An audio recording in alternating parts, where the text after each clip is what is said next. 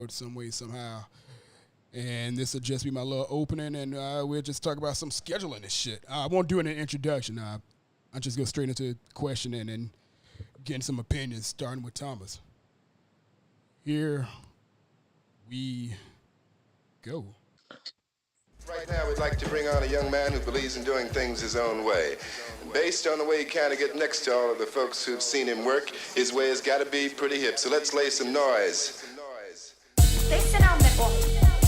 2000 and beyond.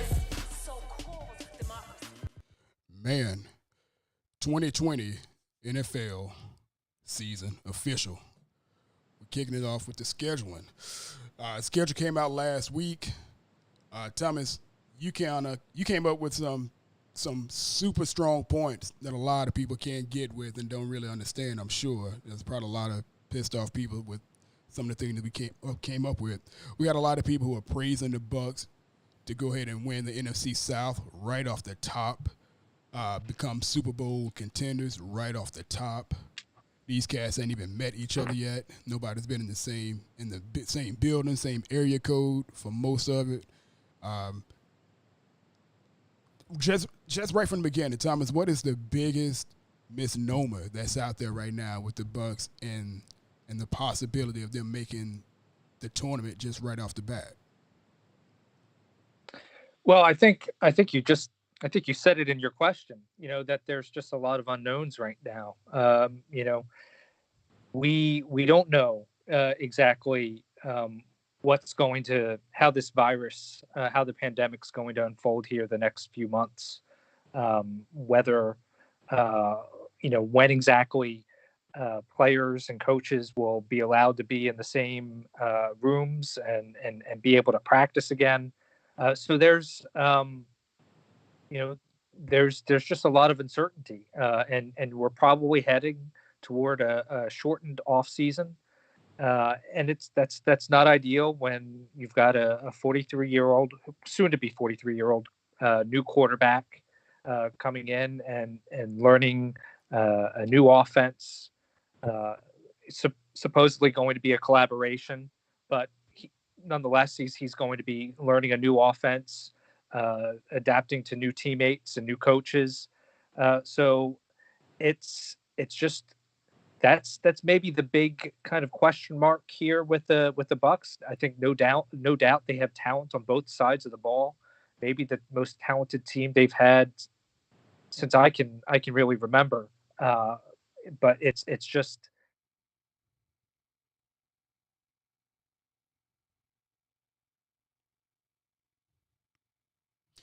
Yeah, it's it's just so funny that we look at it and just preconceived.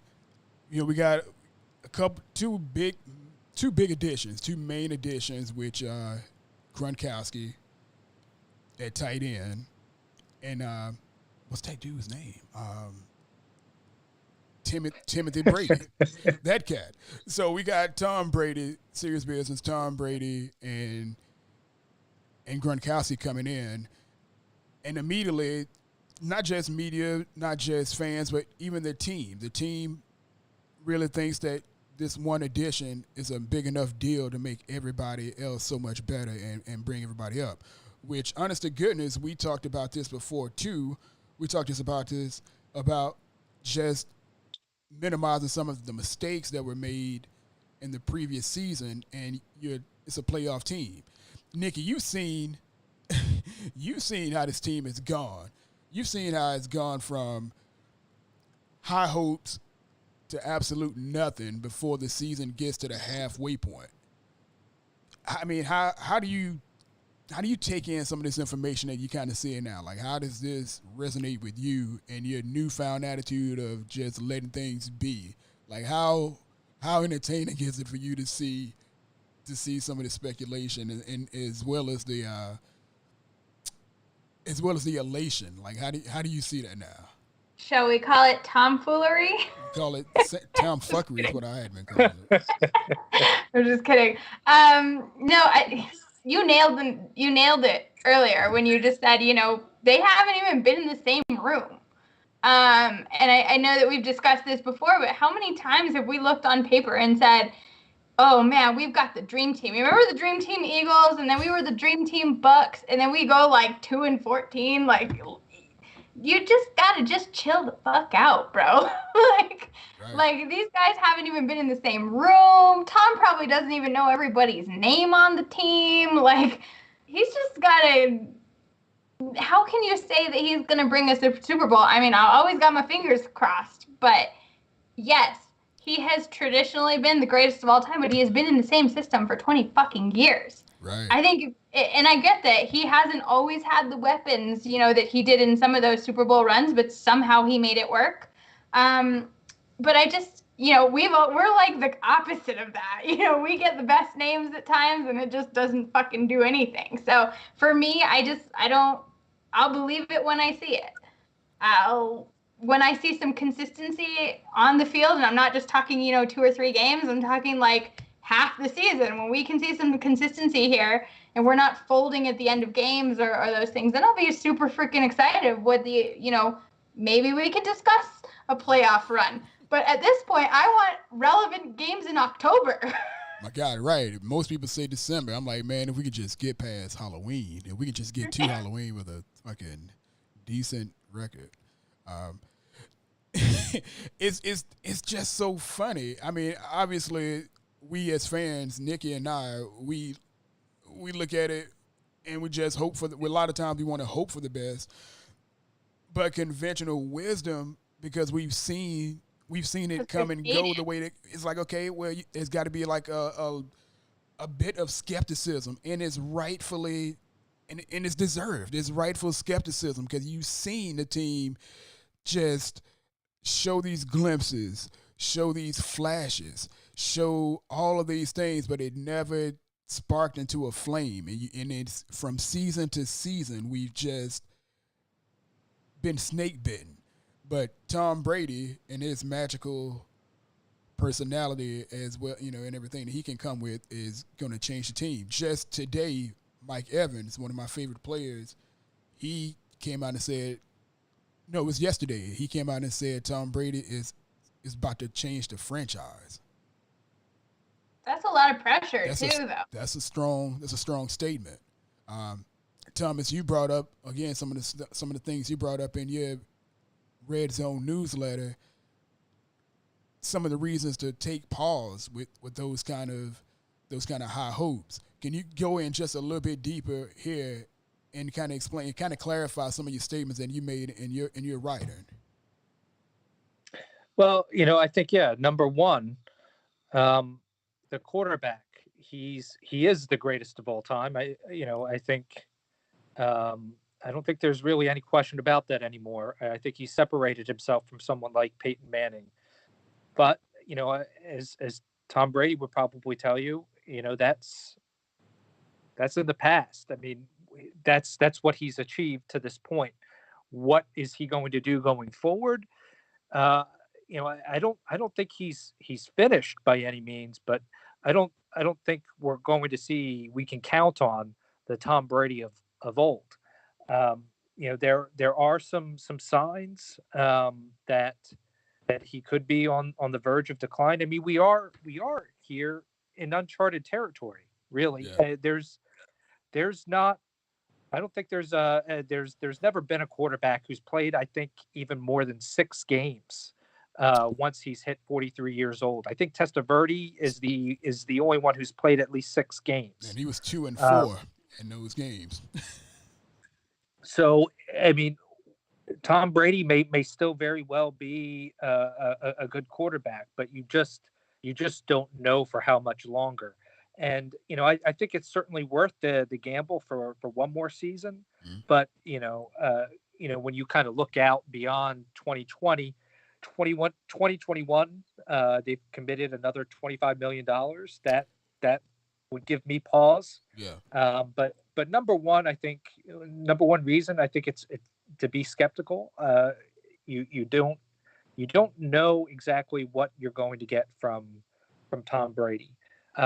You've got an incredible amount of talent on offense between Mike Evans and Chris Godwin. I think the offensive line is much maligned, is probably a bit underrated. Um, some players are a little bit inconsistent at times, but I think it's a good enough unit.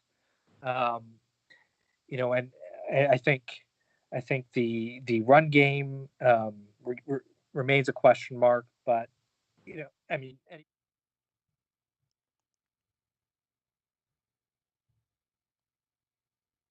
Why not?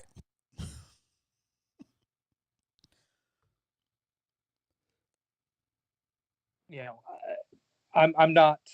Um, I think there's enough. I think Brady's going to have enough talent on offense that this team will improve from last year. On defense, you know, I think we know that run defense is pretty consistent season over season. Pass defense is a little bit more volatile, and I might have mentioned this on one of our earlier conversations. The secondary was remarkably healthy last year, and uh, there's a reason why coaches say the best ability is availability. I mean, and it really proved to be the case last year. They went from having one of the most injured secondaries in 2018 to one of the healthiest in 2019. So, you know, uh, if the chances are there's probably going to be a little bit of regression there on pass defense, but maybe the improvement on offense cancels that out a little bit. So I think there's a competitive football team here. I'm still not ready.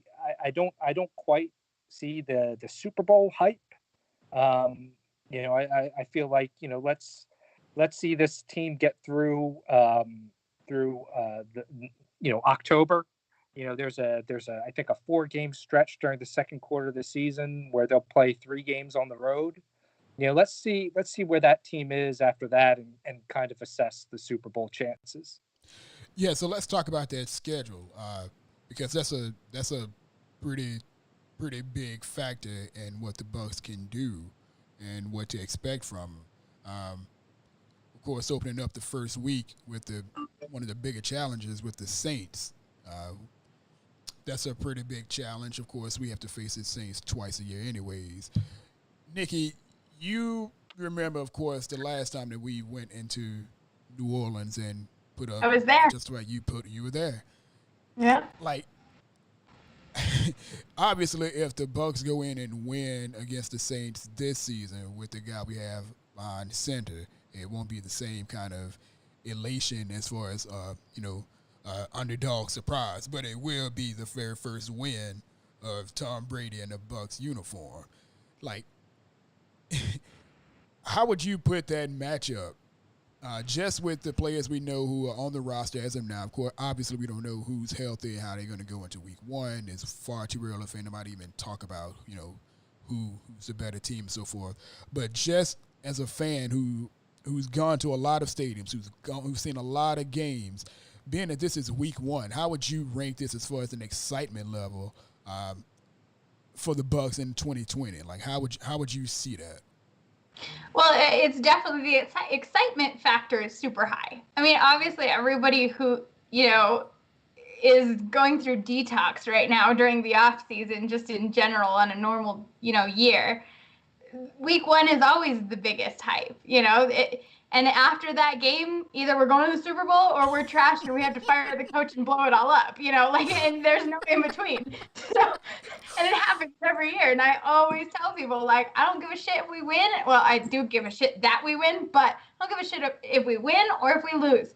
Chill the fuck out. It's week one. Like, that has really no indication whether you're going to make the postseason or not.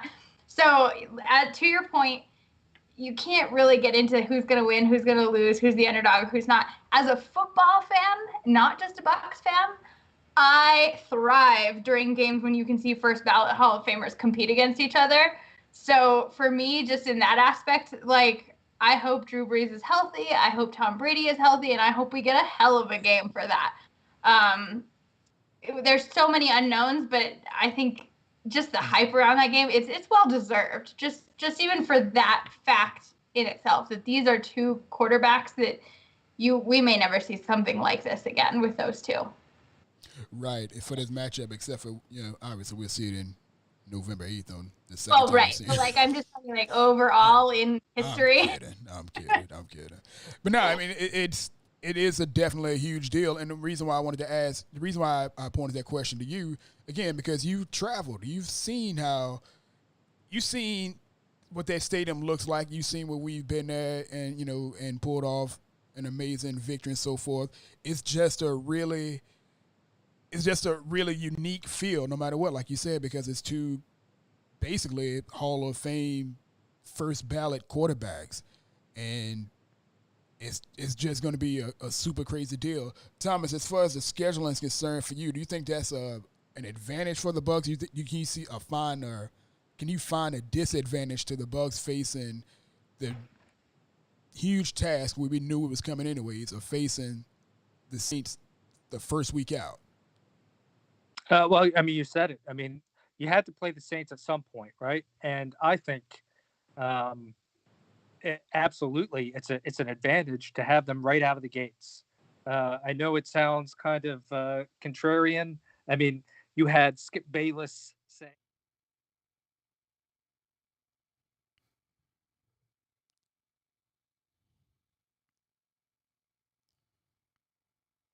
Right.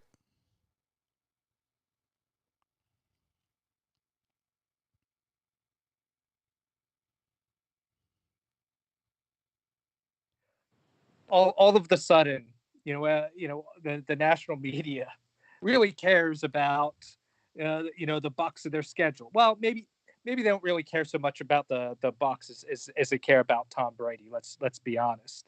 But Yes, I Tom think Brady and the absolutely Bucks, by the way. right. It's I think absolutely an advantage to play the Saints week one. I mean, consider the circumstances too. Yes, Tom Brady won't have the usual time to prepare. Nor will the Saints players. And I understand there's some continuity there. Drew Brees has been there for a long time. Uh, Sean Payton has been there for a long time. It's not like they're learning a new system together. Right. But it's professional football. And players need time to prepare. They need they need a training camp.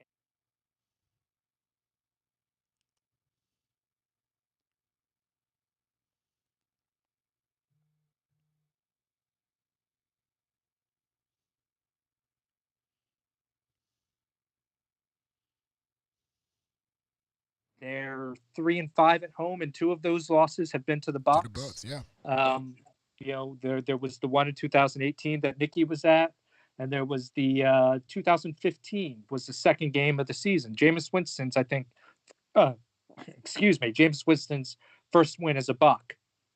So, and, look, just because the Saints, I believe that was the game that I broke myself in New Orleans, and no longer drink. Ruin you. Damn near ruin everything.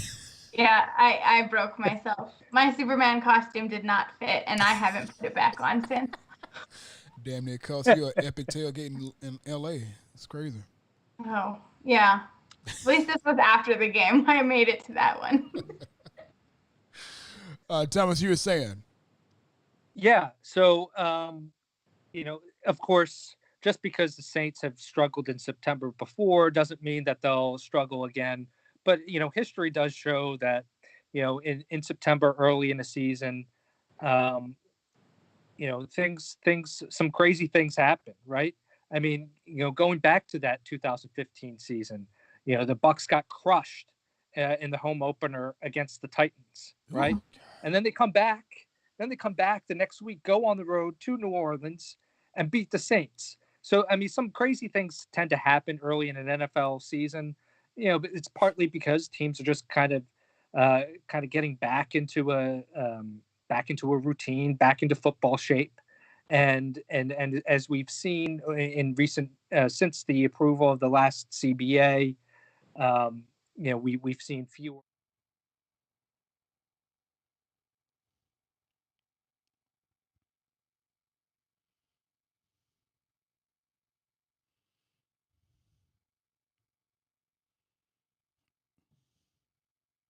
You don't see the same kind of chaos in October that you do in September. So I think this is a total plus for the Bucks. Plus, assuming this season doesn't get delayed, this game doesn't get delayed, I don't see how you're going to have a crowd uh, at the Superdome at this point. So I mean, noise isn't going to be a factor. So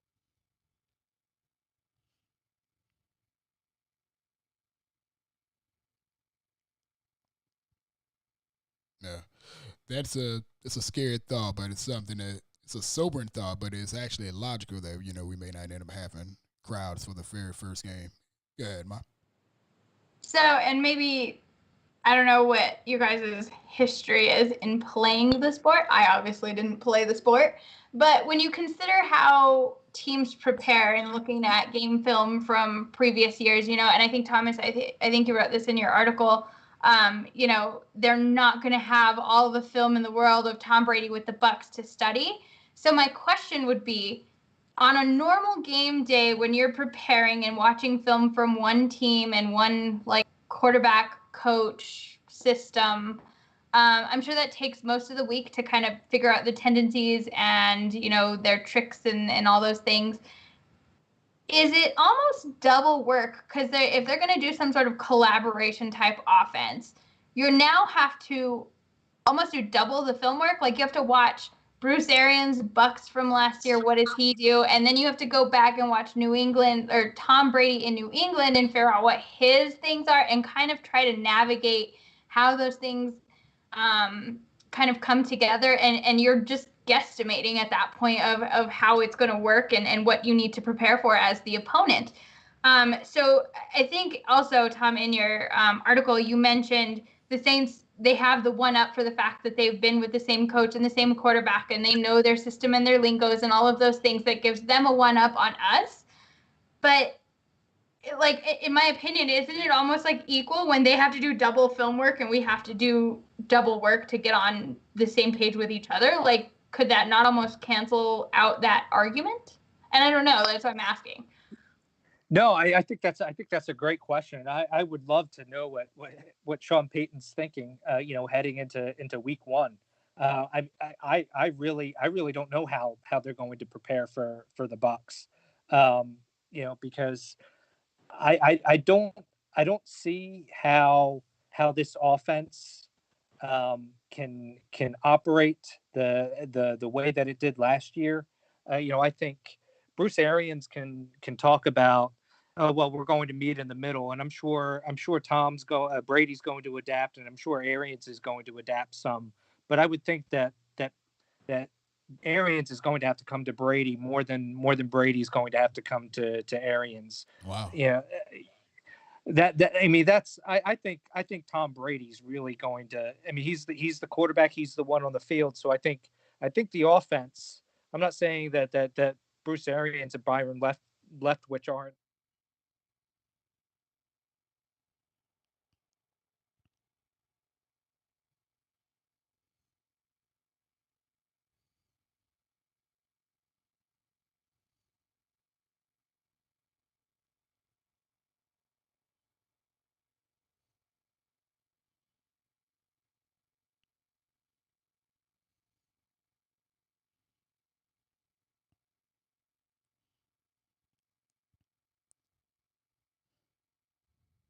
offense. So, I think if throughout the course of these first couple of games you're seeing more play action, and I would expect the Bucks to do that. I mean, it's just the smart thing to do. You suck up the linebackers and you create space behind the linebackers. I really don't understand why NFL teams don't do it more often. Um, but I think if you see more of that, I think that's going to be a signal that Tom Brady of Tom Brady's influence on the Bucks. But yeah, I mean, I think that's a really good point, Nikki. Peyton very. I mean, he probably knows Bruce Arians and his offense from studying them last year. But I would think he's going to spend some time going back and watching some Patriots tape from down the stretch last year. Just throwing my little piece on this, and this is something I've kind of learned in the past 5 years with our past quarterback, our former starting quarterback.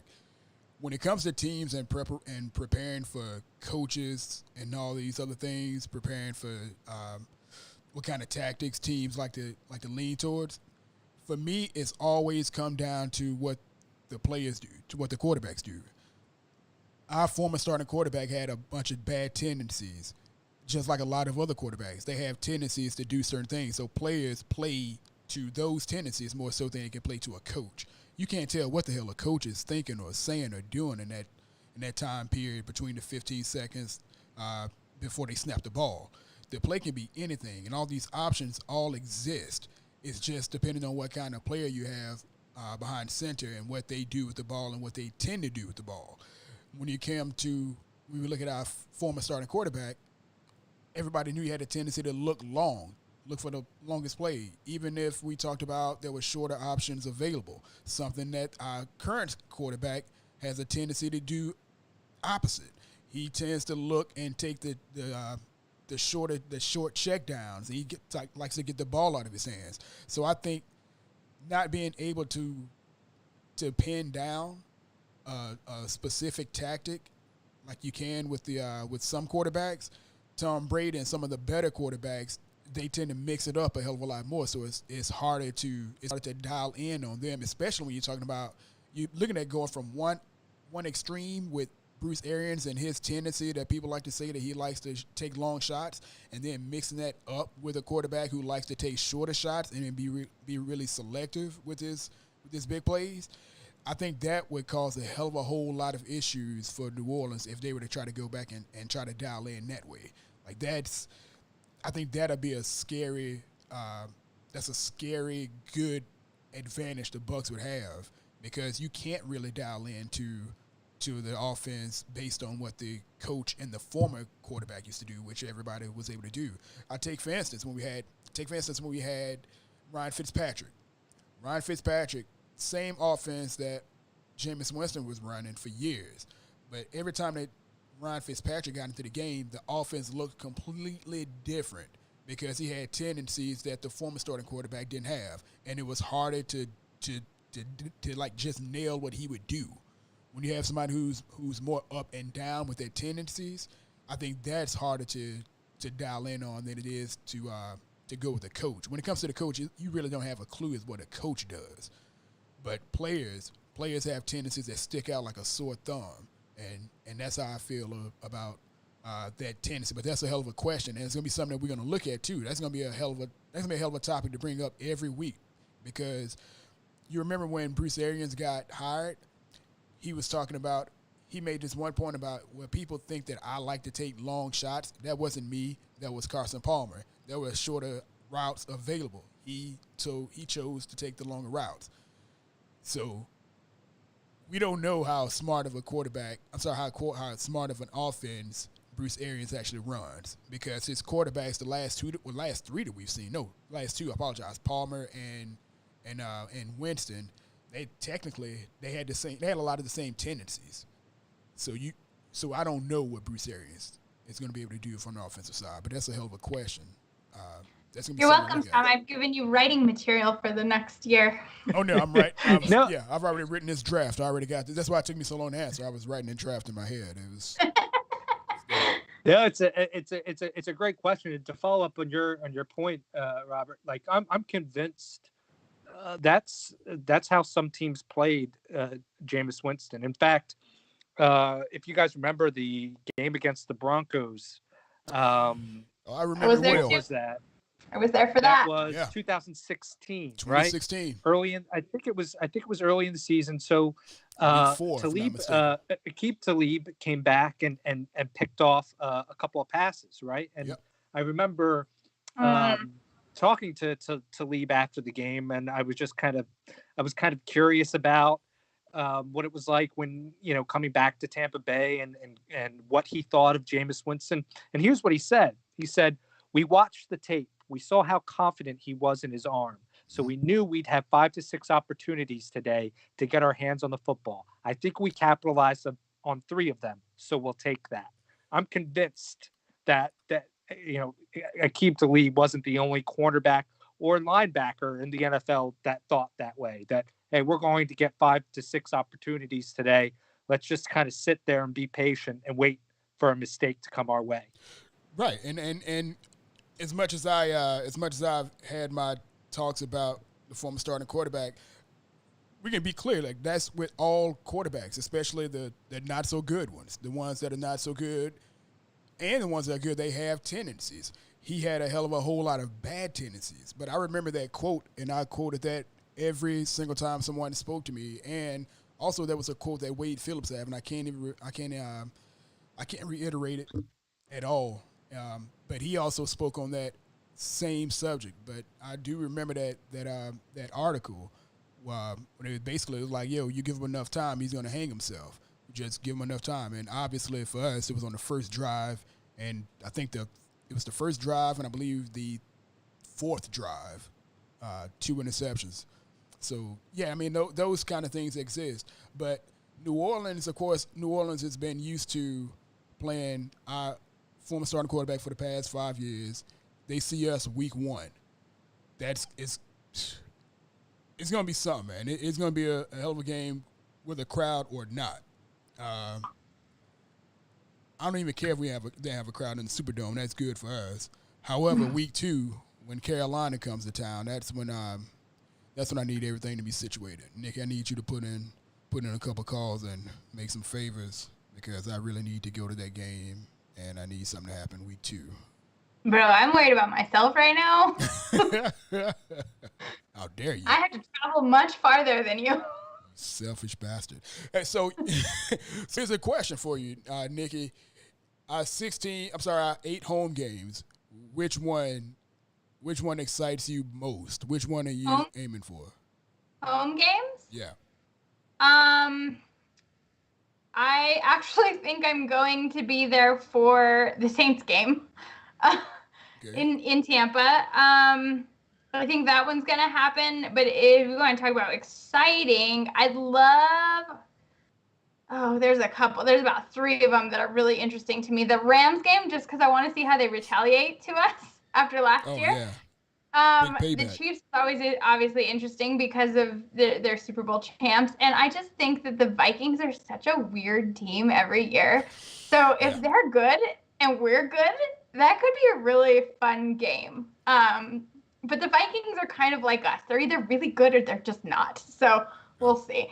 But yeah, I actually think I'll be there for the Saints game. If I can pull off another one, it just kind of depends. The only thing I have booked right now, like paid for, is Denver. And I'll be in Vegas regardless if I get to be in the stadium or not, just because the Buckaholics are going to do something big because nobody can afford those tickets. Yeah. So Vegas is going to be big. Another takeover scenario? Oh, yeah. We're doing Denver and we're doing Las Vegas. And again, those are both situations that if we can't afford the tickets, Vegas is more the issue there. The local captains are already reaching out. We had a bunch of stuff set up for the draft that obviously got canceled. So our contacts there are reaching out to that same hotel, and we're going to do a big takeover there. So we'll rent out a freaking conference hall if we have to, just to have a big watch party for that Raiders game. So I'll be in Vegas for that for sure. The Broncos, I always go to the Bucs Broncos game. My family's a Broncos fan, so right. I'll be there for that. I already have that booked. And then, like I said, I'll be there probably be there for the Saints game, and then who knows? I'll pull something out of my hat. If traveling is open, I'm going. So yeah, and again, I mentioned earlier before we kind of went on air, I wanted to speak to you directly because you are such a traveling fan, and you are Princess Nikki. The princess is here. I wanted to know, what is the process of you getting situated and getting tickets this early in the year? Because most of the time right now, for most teams, it's usually the season ticket holders who have their tickets. They have their tickets, but the single game tickets are not available. With the Bucs being as hot of an item this off season, and the schedule, just a week away from just a week removed from being released, how do you handle that on a year? If this was a normal season, how would you handle getting Sure. your tickets and your travel? Sure, normal season. Like we're just gonna assume this is normal because it's not. But Damn shame. I usually have, because the Bucks put out their, future opponents for several years. So I usually have a couple games that are high on my priority list. Usually something like the Denver game is always going to be high on my priority list because that's a family thing for me. But I always look for at least one home game because I love being home with you guys. And then the other ones I look for is because my bucket list is to go to every NFL stadium, which is kind of an ongoing thing when they close stadiums and open new ones. So it can stay fun that way. But I always look for at least one new one a year, just so that I can add another place to my list. And then it's just kind of a negotiation between what's closest, what fits schedule wise. I have a kid now, so I can't just go out. That's not true. I went 3 games in 3 weeks last year with a kid that was like 6 months old. So I can obviously go like week to week and do those things, but I try to hit at least one game per month. And I'm not rich, so the days of our $100 to $300 Bucks tickets for lower bowl are kind of out the window now that Brady is here, unless we completely suck. Yeah, so it's going to make it a little bit more challenging, but typically I kind of spy them before the schedule release, like what are my priorities, and then then my process is like, okay, when do these games that I really want to go to fall, and then see if that works, and if it works, great, those are the ones I target, and if not, I make an adjustment and find something different, or however that is. I usually get my tickets through... It just depends, but I would say mostly SeatGeek, because I think SeatGeek has an awesome platform because they pull from StubHub and all those different places. So it's kind of like a nice repository for tickets. And then I usually do Airbnbs. So I get all of those things. I start shopping for those things since now. Like I already booked Denver. And my advice to any traveling fans for this year is get your flights right now because they are hella cheap. And tickets will go down and flights will go up. So just make sure you read your refund or your cancellation policies on your Airbnbs. Make sure you're getting something that's refundable if they change something or you can't go. But that's kind of how I plan things when I'm getting ready for the upcoming season. Yeah, I've already got a $25 ticket to Paris for this weekend, and then I'm coming right back. Then I'm going back again. Coming right back. Hey man, That's a lot. You can't beat a cheap ticket, damn it. You just got to take it and go when you can. Yeah. Thomas, have you looked into what's the hottest ticket so far for this offseason? I think for the Bucks, I thought the last thing that I kind of read was the Packers game at Raymond James instead of the Kansas City game, which I thought was going to be the highest price ticket, or at least the hardest to get. No, that's a really interesting point. I think to me, just kind of just from an entertainment standpoint, I mean, I'm most intrigued by that Chiefs game in Week 12, maybe that Sunday night football game against the Saints in Week 9. But I think Packers fans, I think there's a lot of them here in Tampa, and the ones that aren't here travel well. So yeah, I mean that makes a lot of sense to me. I hadn't really considered that, why that might be the ticket with highest demand on the schedule. Yeah, that game against the Chiefs, obviously, I think it's going to be a big deal. It's going to be amazing. Again, you got not just because they're the Super Bowl champs. It's really going to be a big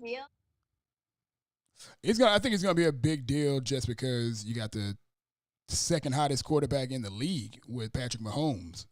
Maybe the biggest. She's got to be top 3 between himself, Lamar Jackson, and Tom Brady, our quarterback. Like I think that's going to be a hot ticket regardless. Tom Brady can go down in injury. God willing, he does not. But Patrick Mahomes, he's on that meteoric rise. It's kind of damn near like Michael Vick, and he shares that with Lamar Jackson, I believe. Like a lot of people are going to want to see these cats playing, before something stupid happens. So I think that's going to be a big deal I say big deal a lot. I got to stop that. No, but I think it's going to be a real. I think it's going to be a real high ticket. Yeah, and granted, they've been different. They're different rosters, right? But Tom Brady and Mahomes have played each other 3 times. 3 times, right? And all 3 games have been just. They've gone right down to the wire. They've just been incredible games. It was the 43-40 game in 2018, the AFC Championship game a few months later, and then last year, Kansas City eked out a 23-16 win. So, like, I can't wait for that one. I mean, just from like an entertainment and star power standpoint, but I think.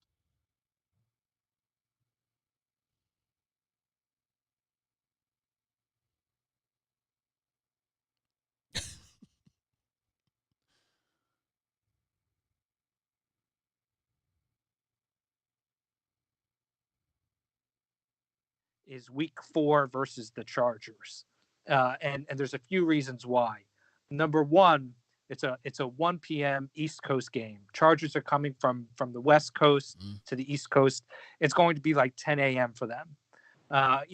Maybe they'll fly out earlier and maybe kind of adjust their body clocks. But that's a real thing historically. Teams that come out west to play 1 p.m. games on the East Coast tend to struggle. I mean, it's about as much of a lock in the NFL as it can get. All these teams are good, but I think there's a good chance that for that reason alone, that game tilts in the Bucs' favor. Plus, factor in they're likely starting. They may be starting a rookie quarterback in week 4, so that should be a win for the Bucs in week 4. Should, with the asterisk that we always lose to rookie quarterbacks. I was just about to say. You must be out of your goddamn mind. Have you not been paying attention? Rookie quarterbacks come in and just have I know. Backup quarterbacks are kryptonite. I know, man. It's not funny either. I can't help but laugh. That's not a good sign, man. No, that is gonna be a good game though, man, with the Chargers. I kind of wanted to Daniel Jones last year. That's right. Oh God, and I'm thinking back. And he wasn't throwing worth a right. damn, to be honest with you. He was just gashing us on the run. We were playing like prevent defense for some damn reason. We had a defensive lineman backed off like three yards off the line of scrimmage, and he just but ran they beat through. Kyler Murray. We did get Kyler Murray. Yeah, but that was. Yeah. But then we Okay, started like 1. right, and we started that hell. Then we started off with what, 2 interceptions, 3 interceptions, something like that. What happened in that one?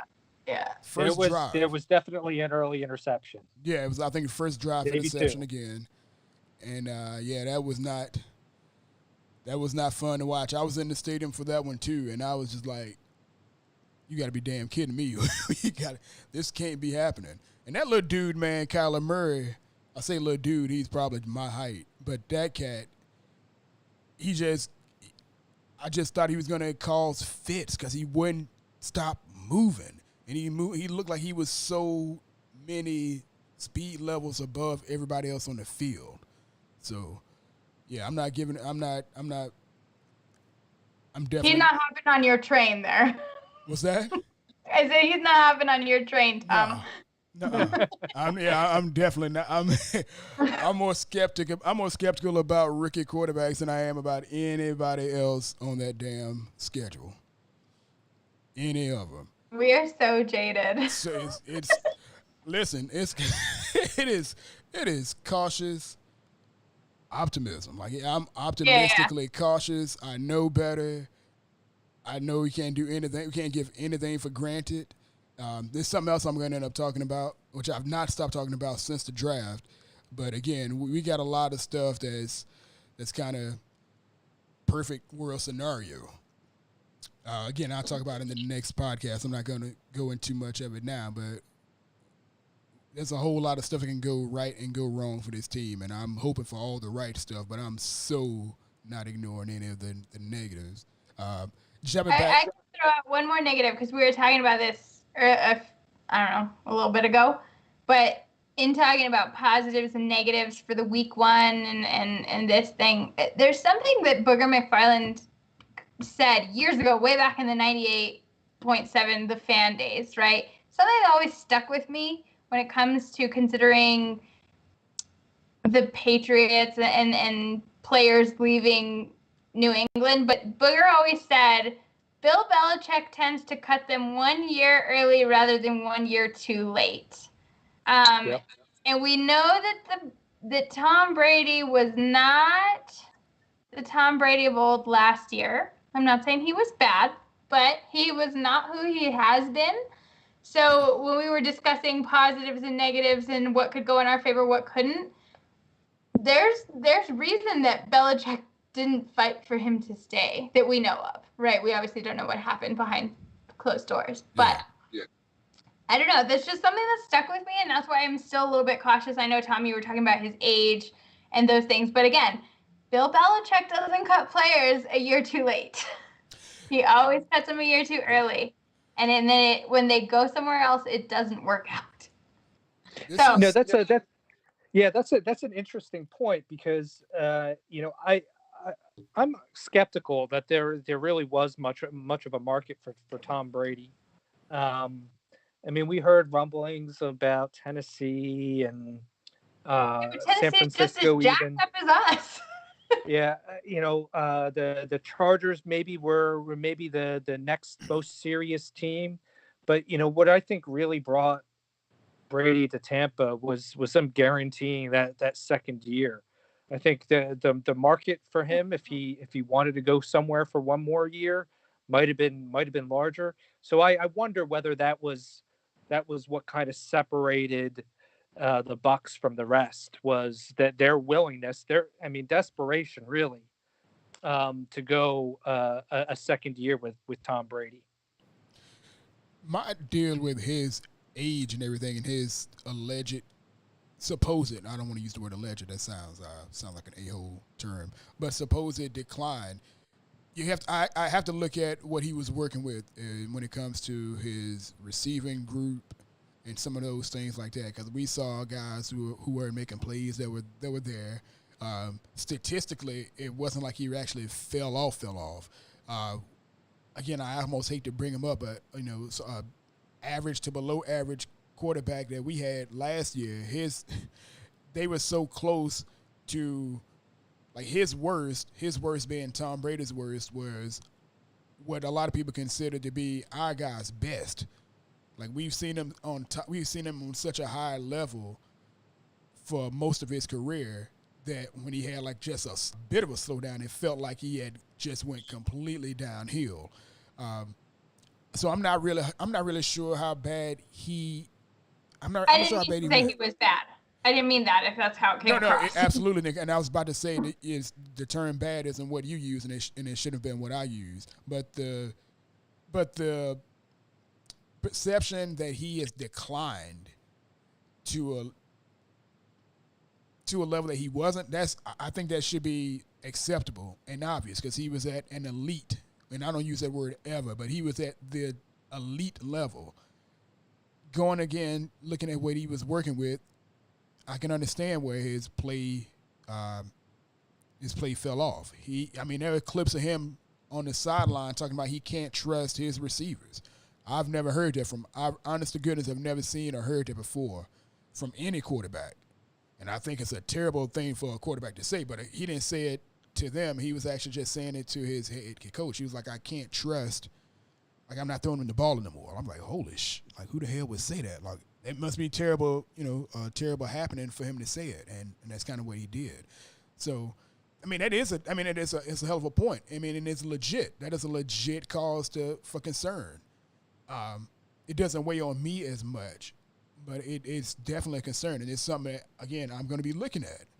Again, I didn't pay attention to how he played so much when he was in New England, except for, the primetime games and everything. Most of us who love football, we watched those, but we didn't study him like we studied our guys. Right. We don't know his tendencies, and we wouldn't even know if he was having a bad game.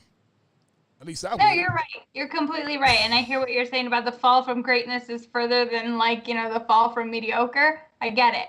he can fall from greatness and still be at the top of the rest of the pack. Yeah, it could be. And again, I've never been a huge Tom Brady fan, so I don't want Me it. either. I No. definitely don't want it to be like, well, such and such. I call it like I see it, and that's how. I mean, that's kind of how I've taken his statistical decline. Again, it was just for like a year or two. Like the same thing what people said with Phillip Rivers. Phillip Rivers had one bad year in like the last 8 years, and that was last year. So everybody assumed he was just done. I'm like, time out. You guys understand? Like that's like a sharp, bad 1 year. Obviously, it can continue, but I don't think 1 year is enough for you to say that he's completely gone off the rails. Just the same as you can't ever say that while a player having one good year, he's on his way to the top. That's I don't understand it. It's a crazy deal for me. Are you saying we shouldn't overreact? Yes. Well, we may not overreact. Oh, it's gonna However, happen.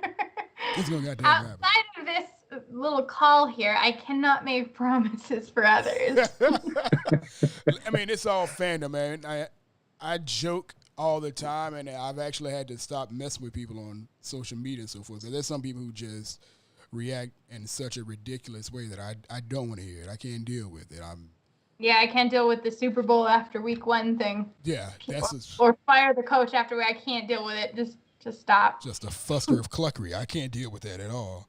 I mean, I understand it, but I still don't have to accept it. Like a kid throwing a tantrum. You don't have to accept unacceptable behavior. Like you a really kid, don't. Like a kid throwing a tantrum. You know it can happen at any time. You know that's what kids do. But do I have to sit there and look at and listen to it? Absolutely not. I whoop that kid's ass or I'll leave the room. One of the other two. It's just happening. Hey, so going back, Tom, you mentioned for a second, you mentioned the primetime games, which is another thing, another overreaction that people have had. 5 primetime games this season. And the talk is, oh my God, the Bucks have made it. The Bucks have been in the league since '76. This is the most primetime games that we've had, which is the maximum that you can have in any season. I saw in a tweet, I saw in one of your tweets that throwing a parade for the number of primetime games is a small-time thing. It's a small-minded thing to be throwing a big fuss or having a big fuss about being named to 5 primetime games. That's something that not great teams get excited about. Tom, I need you to elaborate on this so people can go ahead and just fucking bombard your mentions by Thursday. Well, look, I just felt say like again. Say something else. Oh, say something else. That's what you're gonna get all week.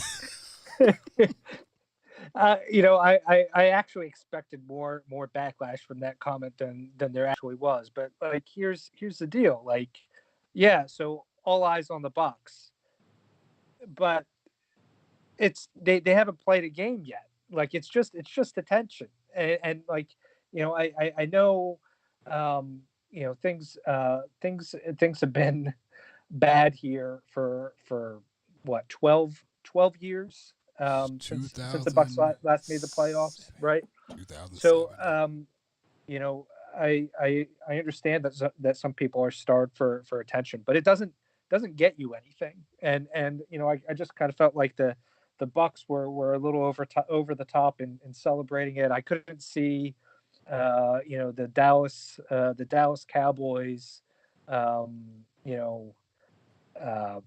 celebrating to the degree that the Bucks were celebrating over being in the national spotlight. I mean, they just kind of expect it. Well, they have. I mean, honestly, they've had more primetime games than any other franchise in the history of the league, and right. Whether they're good or bad. And if you even look at some of these primetime games, I mean, it's not necessarily the Bucks brand carrying it. I mean, you've got a big market in Chicago on Thursday night. You've got Las Vegas. You've got the Saints. You've got another big market with the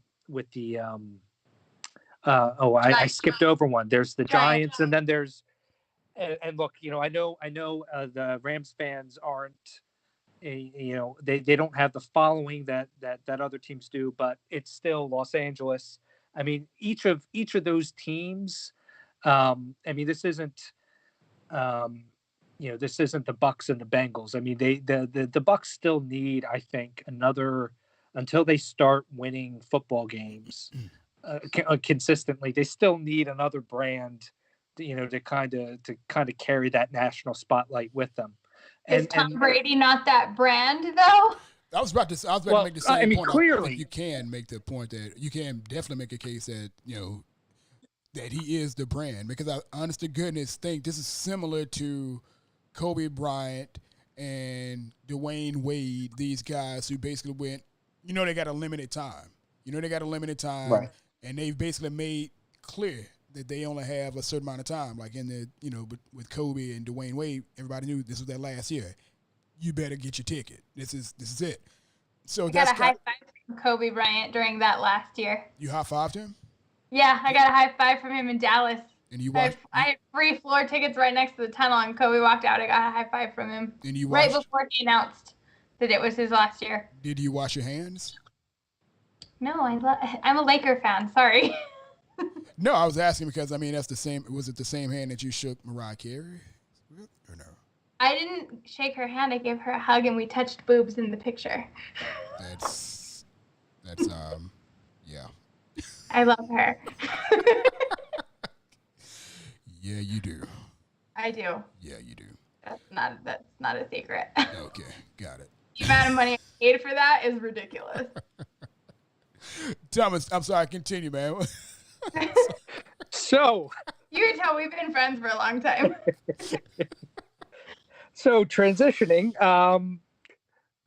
so yeah, I mean, obviously, these primetime games. I mean, it's Brady's the draw, right? If Brady weren't here, the Bucks wouldn't be in the primetime spotlight. I think there was a report maybe this past week recently that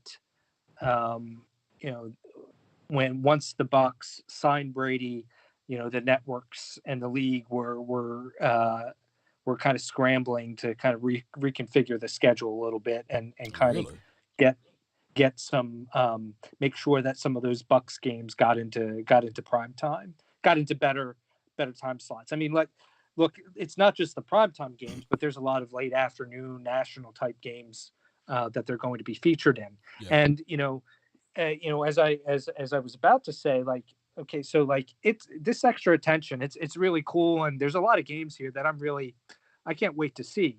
But there's a downside to it, and that is that the Bucks will play.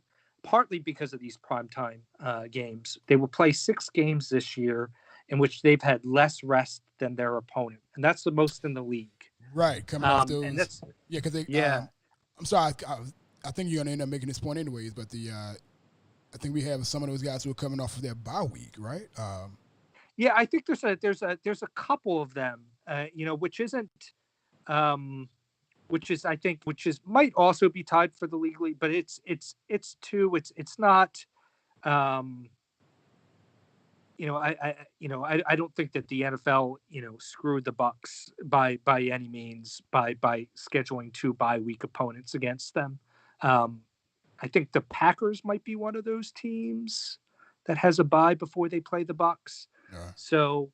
But yeah, so there's 6 games there where they'll have less rest than their opponent. And again, in a league where the difference in talent is usually pretty minimal, rest and schedule can make a big difference. I wouldn't be surprised if we know somewhere in there, the Bucks are going to win a game that they probably shouldn't. And they're probably going to lose a game, somewhere in there where they shouldn't. But I think that's something to watch, and that's one downside of the schedule. So the national attention, maybe you don't always want it. Yeah, I mean, it's Gosh, I remember I wrote something about that too. How the Bucks' record in the last 8 primetime games. I actually included the Saturday London game too. But I think what are we 2-6 or something like that? I was gonna say that. I was gonna say on tonight's episode of Superstitious Bucks fans, Hey. we suck in prime time. But it's the case. Remember I go back and look at some of these primetime games and some of these opportunities. Again, I counted that Panthers game, which a lot of people don't consider prime time. But listen, we were the only NFL game in the league that was happening. Like all eyes, if you wanted to see NFL football, it was the Panthers and the Bucks in London, and a lot of people watched that game, and it drew a lot of numbers, and it drew a lot of attention from people. You look at games like that where they just went to hell. You look at the Atlanta game from a few years ago, the big blowout, 2015, 2016, whatever it was, 2015.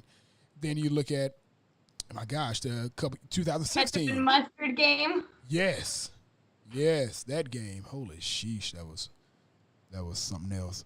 I think one of the worst games that we had primetime was the game against the Cowboys. The game against the Cowboys where Where the stupid idiot little crop top boy got into the bucket. Yes. Yeah. Yeah, that game. And again, it was a big deal. It was a big deal leading up to that game. Like, everybody was like, hey, we're on prime time. This is what we want to be. I remember Gerald McCoy had given his pregame speech talking about, this is what we want to be. We want to have all the eyes on us. And then we went out there and didn't look good for most of that game. I think we were still in that game, I think. And we were. And then we ended up throwing interceptions in the fourth quarter. I think it was 2 interceptions that doomed us. I think it was what did it end up being, a 3-point game, I believe, and our last possession, one of our last 3 possessions was an interception.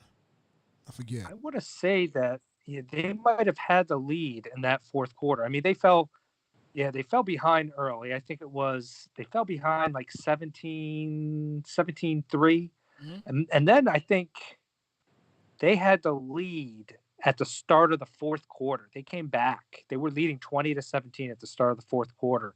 And then somewhere in there, Levante David forced a fumble, of all people, Jason Witten, who hadn't fumbled in forever. Yeah. So that sounds right.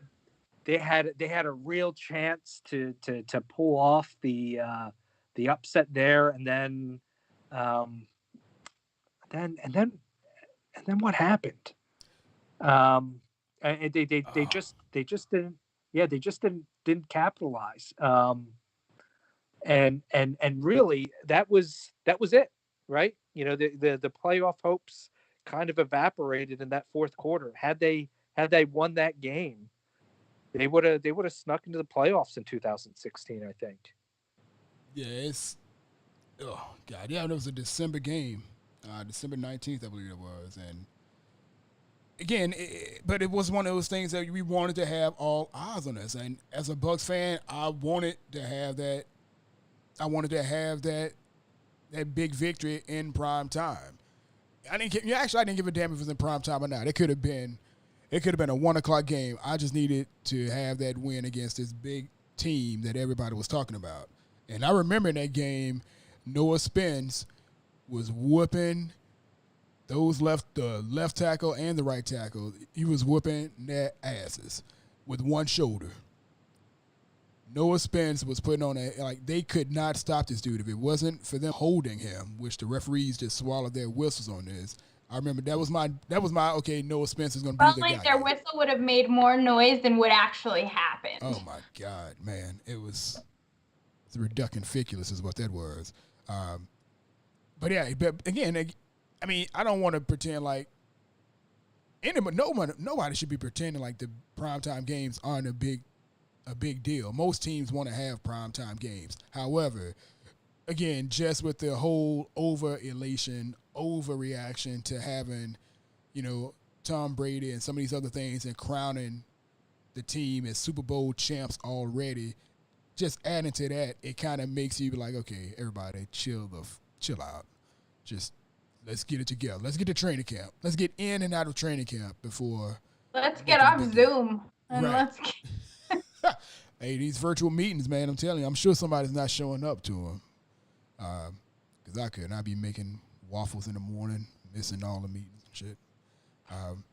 But yeah, again, the primetime games they are worth talking about. They are worth getting excited about, but it's not something everybody should just be going crazy over. For me, a season ticket holder. My skepticism, my jadedness, I hate primetime games just because of what my phone. It's everybody that is not Bucks fans texting me because I'm the token Bucks fan around here. It's like, oh my God, we're rooting for your team. And then it's just blowing up at the beginning.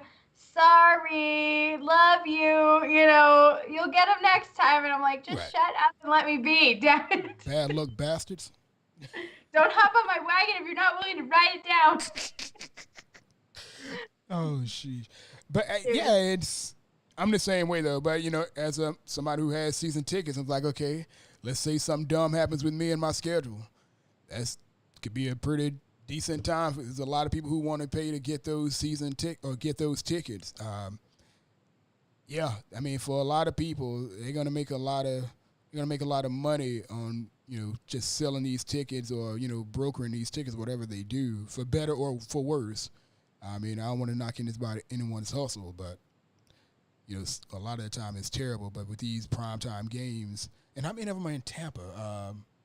I actually lost count of how many of the primetime games are actually in Tampa. I know we have a Monday night game in Tampa, and the Sunday night game against the Saints. Yeah, and a Monday. I think the other three are on the road. Yeah. Yeah. Well, we'll see, man. At Chicago, at Las Vegas, at New York. Yep.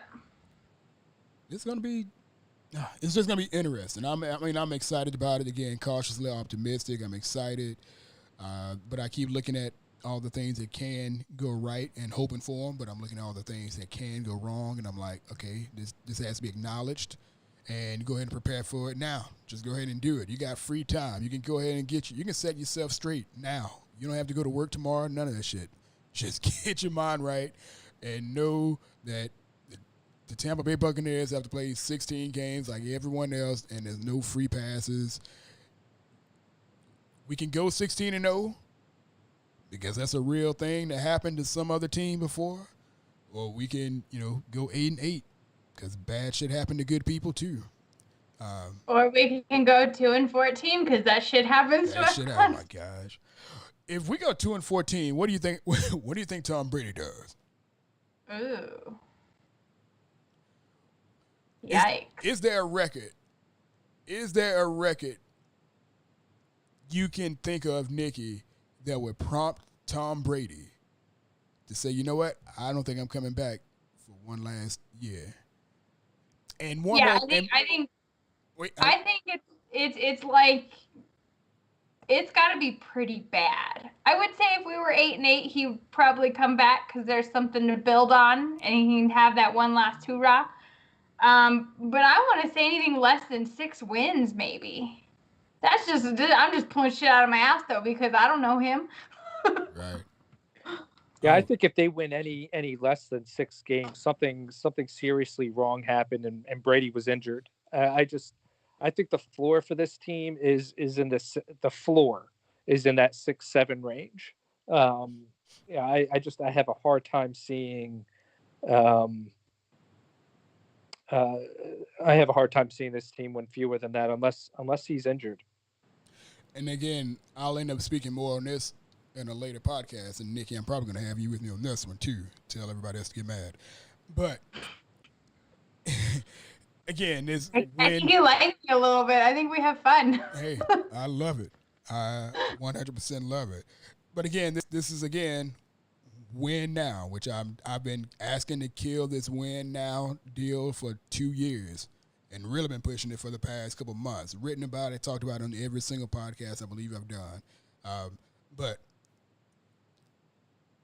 this win now deal with Tom Brady and Bruce Arians, do you think that Bruce Arians, does he have any reason to come back if he does not win with all these chips that they've lined up for him to go off into the sunset as a Super Bowl winning head coach in 2020. This goes beyond the win now, which I've asked this question, I think, to several people. Nikki, I believe I may have asked you on our last time together. And Thomas, you can answer this as well. 2020, if Bruce Arians can't get this done with the most loaded team, I'm going to call it most loaded team in the NFL, what would be the point in bringing him back? And is there a possibility that he can't come back?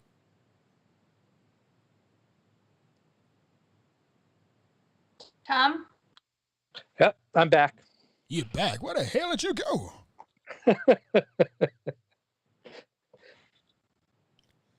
So did you get the question? Is there a way that is there a way that Bruce Arians doesn't come back if he doesn't make this roster work with these guys that he have? Mind you, we have players who have a 1-year contract.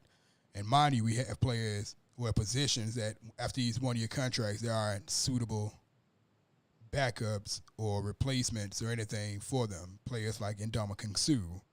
Right now, we only have Shaq Barrett on a franchise tag, which we all expect him to be signed back. Pierre-Paul, I believe he's on a 2-year deal. Is he 2-year or 3-year? 2. He's on a 2-year deal. So, I mean, who knows if he makes it back anyways. But you have him. Then you got Gronkowski, who we traded a 4th-round pick for, as well as $10 million. If we don't win with these chips that we have, especially on offense, what would be the reason to bring Bruce Arians back? And Continuity. Continuity For the fact that you're starting over and you're only going to give it 1 year?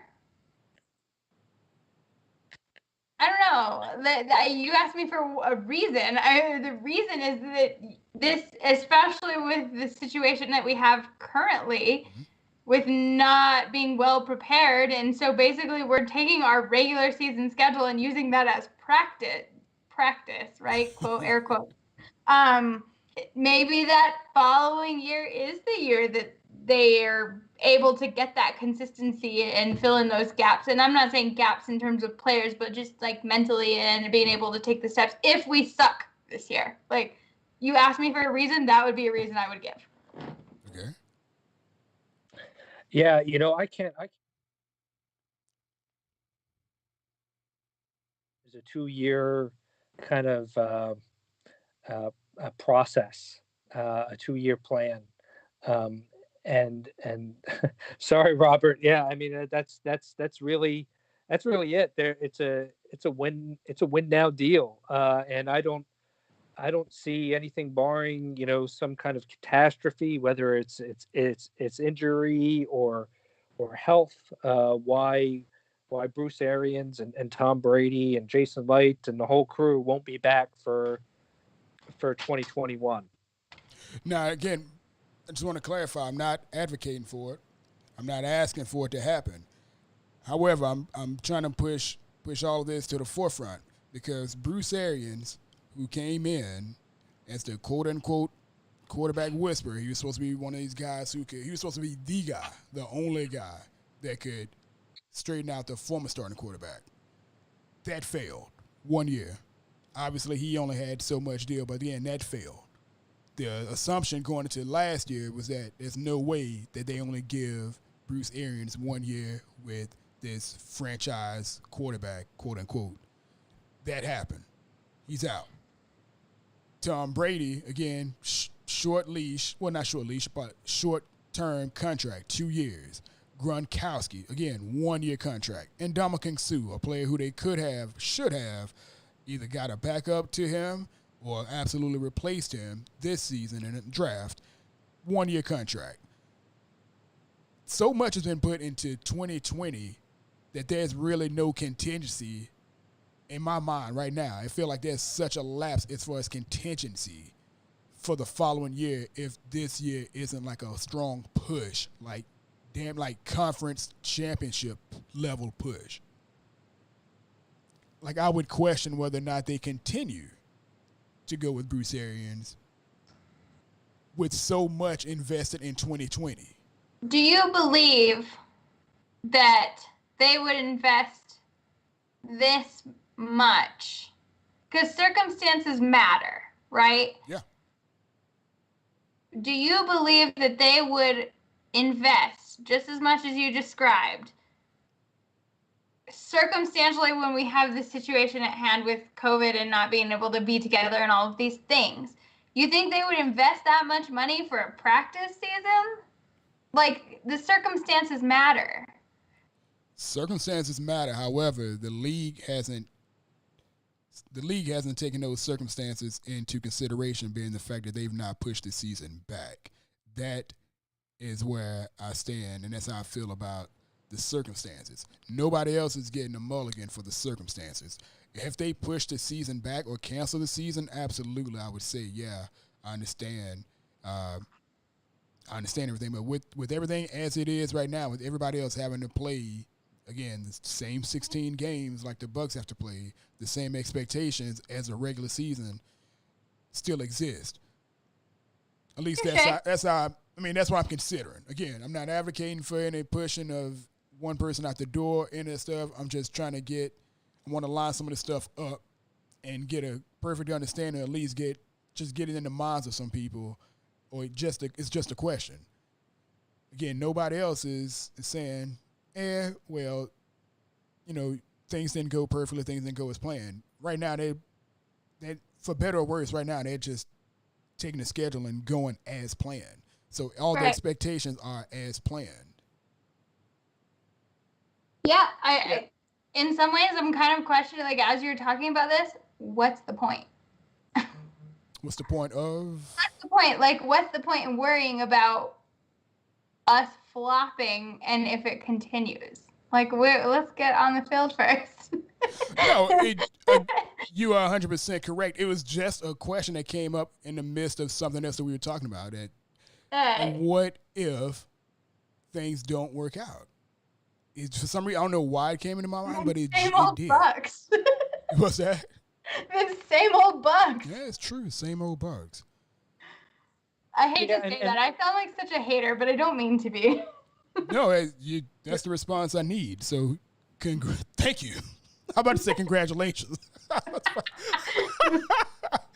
No, but that's the answer I need, I guess, because the question didn't really go anywhere. It really wasn't supposed to go anywhere. But it was just a question that popped in my head. I'm like, okay, expectations and so forth. But then for some reason, it just popped in my mind. Like, what if that surprise thing does happen? That, you know what? Tom Brady says that Bruce Arians ain't good enough. Tom Brady has all this power now. Like, what the hell? Could the ownership go the way of Tom Brady and not the way of Jason Light and Bruce Arians? Could that be a thing that happened? I don't know. I don't either. Yeah, I think it would just take some kind of catastrophic circumstance for that to happen. I think it's a 2-year plan here, tops.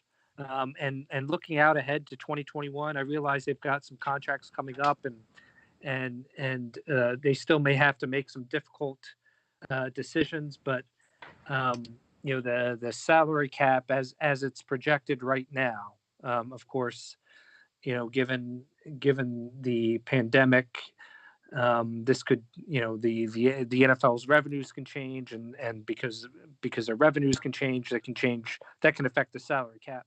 But as it stands right now, they're in decent salary cap shape for 2021 too. So, if they want to bring back a Shaq Barrett, if they want to extend to Chris Godwin, I think they'll find a way to do it. I think they've got enough in place, that even if things don't kind of work out as well as they're hoping, and if they fall short of the playoffs, say in this coming season, I think they'll still try to make one more run at it in 2021. Okay. No, I mean I wholeheartedly understood. I think that's going to be the case, but I don't know. Again, like I said, that just something that just popped in my mind while we were talking. I was like, well, what if? What if this foolishness happens? Um, you don't know what happened there. Uh,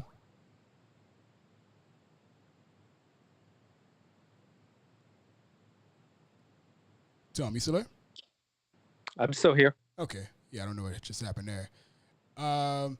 But yeah, man. So again, last of the schedules talking, and we'll cut this short. Uh, as far as you saw, you also kind of broke into the odds makers of Vegas and so forth, and kind of and you touched on it. What was the one standout that you looked at so far with these Vegas odds for the Bucks, just based off of the scheduling? Well, I think, I'm not. I, every year this time of year, we see a lot of strength of schedule commentary, and all of it, almost all of it's just bogus. Because it's based on last year's um, win totals, right? And we know that there's not a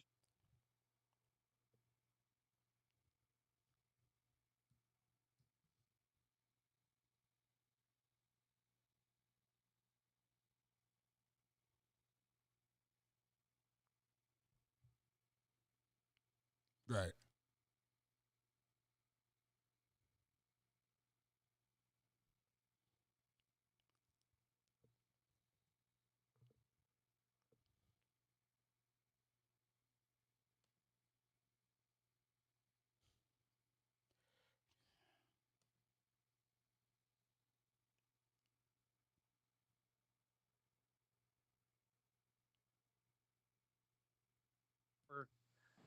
more context than these strength of schedule formulas.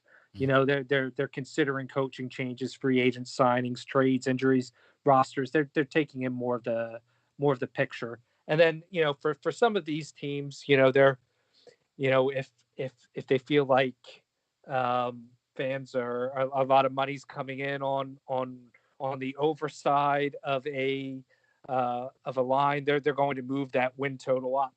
And one thing that's kind of jumped out to me um, is that um, when you consider Vegas. Mm-hmm.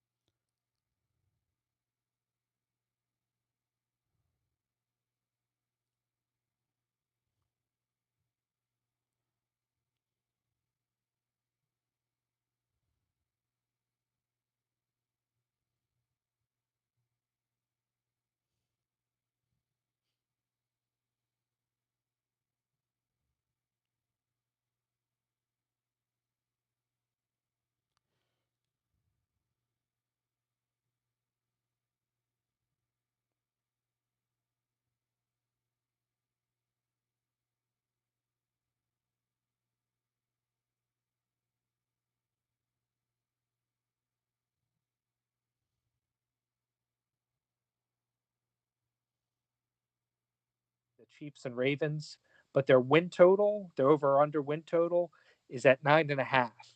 So I mean that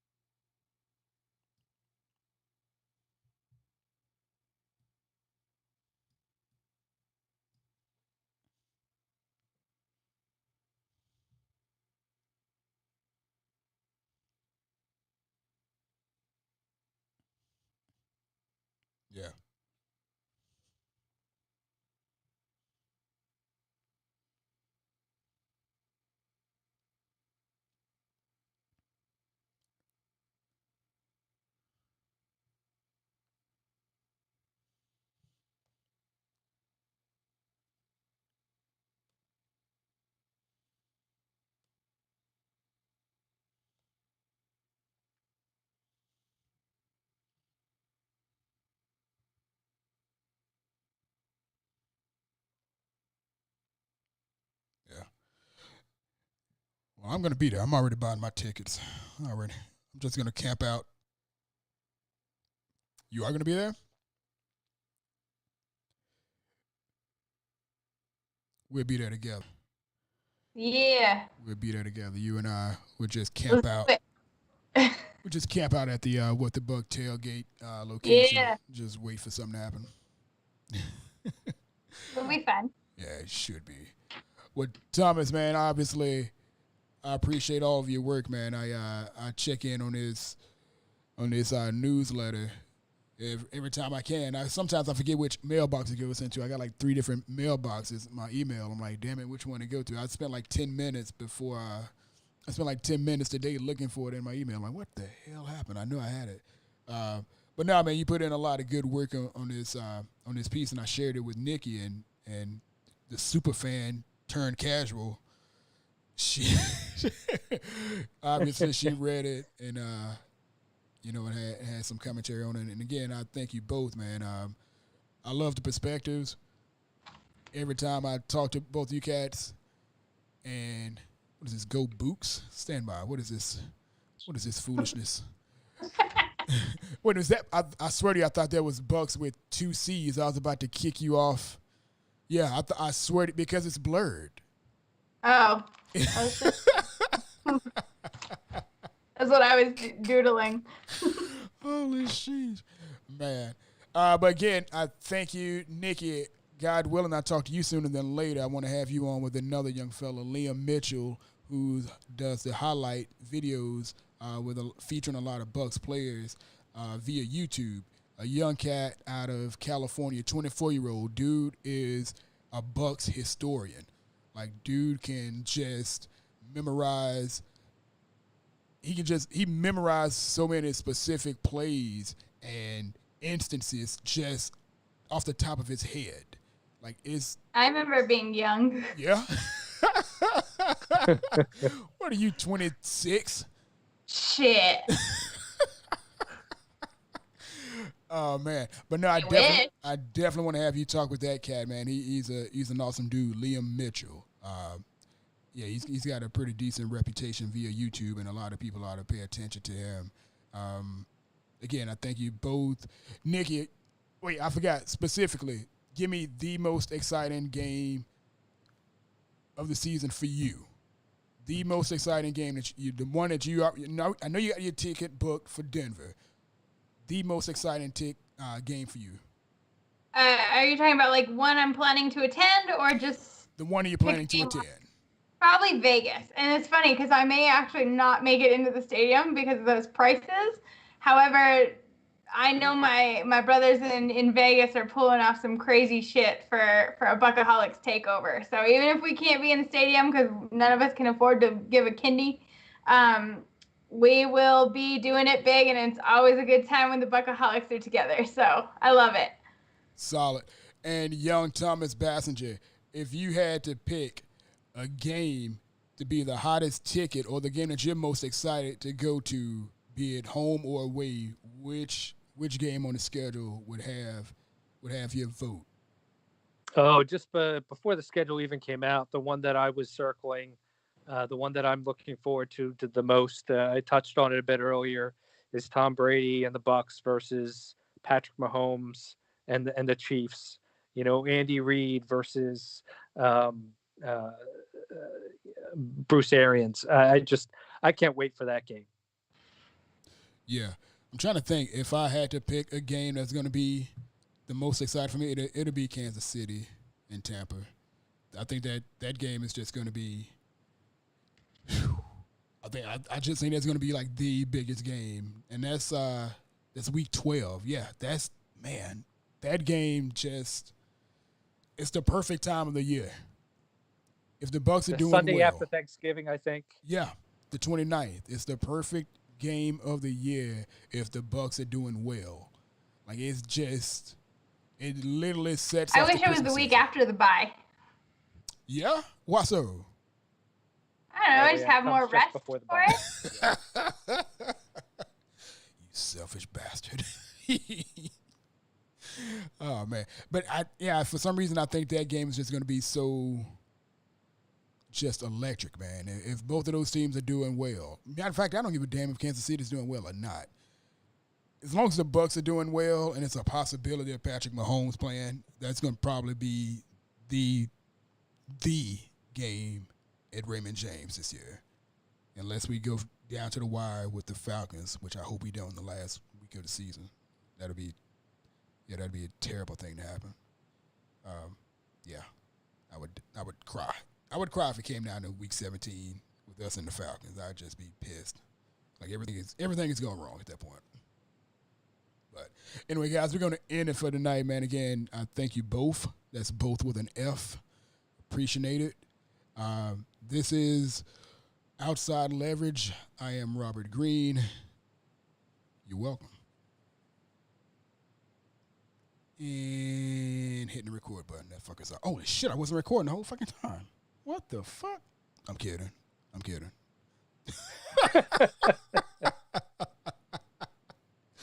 Like, yep, Nikki, go make sure Derek stays asleep. We got to do this all over again. That's why I confused you, but I was chatting and I said, I'm going to go say goodnight to the baby. I had no clue what you were saying. I'm like, what? Did she just fucking leave? I was like, what? I sent it in the chat, and I was in the Zoom, not the Zoom chat, the Skype chat. I said, I'm going to go say goodnight to Derek. I'll be right back. Direct conversation to Tom. All I saw was direct conversation to Tom. I didn't even see the be right back. I'm like, she just left? Because I was about to close it when I saw you left. I'm like, she must have really been sick of this shit. She just No. I could hear my office borders we share wall with Derek's bedroom, so I could hear him telling Derek good night. So I was like, I'll be right back. I'll go say good night. So all good. Oh, Sorry, didn't mean to scare you. No, I thank you. I know that went a little bit longer than I had planned, but then again, most of all these go. It's you and your off fucking kilter question. I was like, what? It was off kilter. It literally just came in my head. That was never a thought that came to me. It was for some reason I was just like, but you went running with that one. I was like, I don't think I'm following. It's like, I'm done. I guess I'm like, she must have wrote a letter to somebody that said, I'm done with this shit. I'm like, what is she writing? She must have wrote a goodbye letter. Fuck you, Robert Green. I'm cutting that out of the podcast. I don't know if you saw me, but I had done it normal. And then I looked at my shirt and realized it was backwards, so I flipped the page over and I traced it. I was like, which way is the word? Holy shit. I wasn't even paying attention. I don't know why. I was like, what? I love you. I'm so fucking random. I just saw you writing. I'm like, she must really be tired of this question. She looked at me and said, why does this even matter? I'm like, thank you. That's all I needed. Thank you. We're done. We're moving on from that shit. I love you.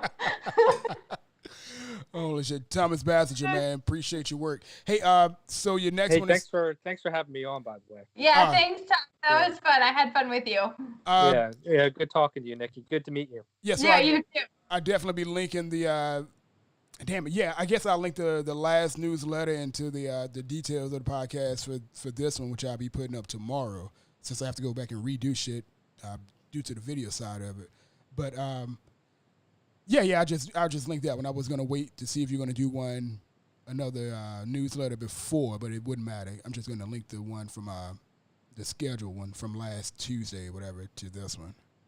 I'm sorry, last week for this one. Yeah, I think I published that. I think I sent that out Saturday.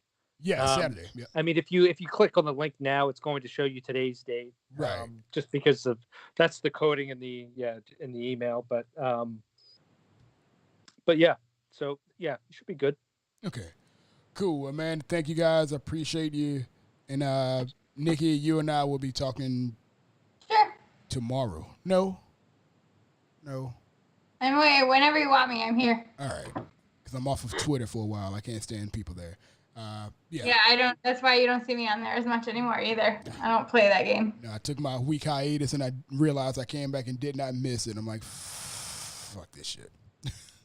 When you said I've been on a hiatus because of the bullshit, I'm like, I'm so far off of Twitter nowadays that I didn't even know bullshit was happening. I envy you. Because I was like, man, what the hell is going on right here? Like, just tomfuckery everywhere I looked. I'm like, but then again, I just realized there's a discrepancy in age. Can you just title this whole episode Tomfuckery since we have Tom on here? I could. People might get the wrong idea. I know, right? Yeah. I could. But no, I mean, it's just so. I'm thinking there's an age discrepancy, definitely a maturity discrepancy, but an age discrepancy, I believe, is at fault for a lot of the foolishness that I see, because I see a lot of young people retweeting stuff, or people who are like silly and immature and shit, just retweeting stuff and stuff that has no sense. Like there was a whole conversation for like a week about one of these young guys who was a quote unquote insider for Jameis Winston and his family, about him buying a New Orleans Saints jersey because Jameis Winston was now a Bucks fan. Because Jameis Winston was a Buck. That shit went on for like a good 72 hours. And I was like, what the fuck are you young people talking about? You know what? You know what my favorite thing in the world is? Is that it costs you $0 to mind your own fucking business. Oh, and I went and muted some of these people, then I found out that other people were muting. People are like bitching at him. Like, just let him live his fucking life, bro. Costs you $0 to stop paying the fuck attention. I know.